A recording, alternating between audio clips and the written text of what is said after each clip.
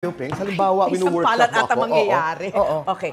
So, all you have to do is watch my hand. Okay. Okay? And then, sasabayan mo to. Okay? And then, I'm going to give you a vocal cue para alam mo kung kailan na yung point na supposed to be tatama na sa'yo. Okay. Diba? Okay. Shall we give them an example? 3, 2, 1. Walang hiya ka! Ah! Diba?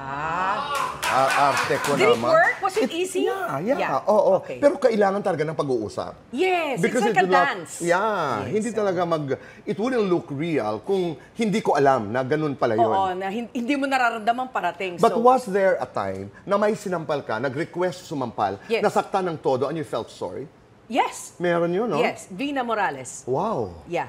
Siyang nagsabi, Actually, I can't remember na matagal na to, pero talagang I knew her ears were ringing. Talagang sumakit talaga yung tenga niya. Oo. At nangyari na rin sa akin yun. ay, ikaw ang nasampal. Oo. Sino ang sumampal? Yasmin Curdy. As in, talagang nakalimutan ko yung dialogue ko. Sa sobrang My lakas, God. the whole set, tumahimik silang lahat. Parang, okay pa ba si Luis Miguel? Oo. Buhay pa ba yan?